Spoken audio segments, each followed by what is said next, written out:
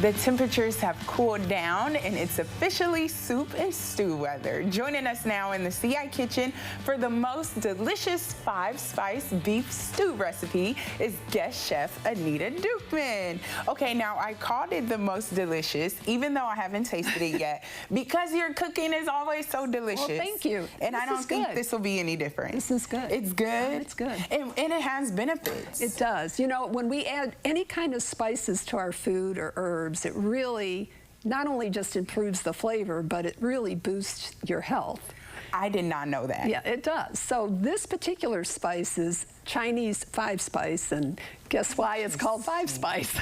Because it's 5 spices in it. Correct. What? Okay, and the spices are? So there's anise, there's cinnamon, there's star anise. I don't have my reading glasses It's okay. on, so you keep going. Cloves, ginger, and yeah, so. Right, so all those things have anti-inflammatory properties, antioxidants, digestive benefits, like the ginger if you're nauseated, and there's just all kinds of great things that come with spices. So does this mean I can like do this and like? Well, a little goes a long way. Okay, all right, so show us. So you can see for this pot of soup, we're using this much.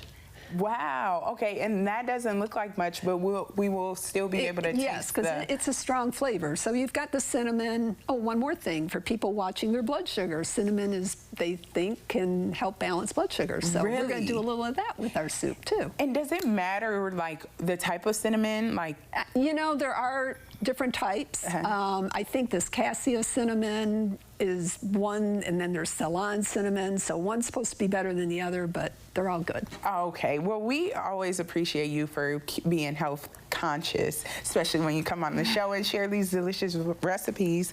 Okay, so we have the onions going, heating up already. Right. What are the steps to this recipe? Well, actually, you can cheat, but we're not going to. Okay. You can actually make this in your slow cooker. Really? Yes. Or even better. Pot. Yes, you can. Okay. So to get that to that point, I've got the onions going. I like to have those softened a little bit, even before I put it in the slow cooker. Okay. And then I like to just add, you know, the ginger. So there's ginger, there's garlic. Okay. And then, honestly, I like to put my spices in and heat them up a little bit, because I think that it makes, I don't know, it kind of gives the flavor, bursts the flavor. I smell it already. Sort of browning it a little bit. And okay, this may be a silly question, but can like the spices burn? Yeah. They can? So I just really want to stir it for maybe, you know, 20, 30 seconds, just to get it stirred in with the onion. Okay. And then I think we can start adding that's rice wine. Or if you don't want to buy that, you can buy vermouth, because it sits on your pantry shelf.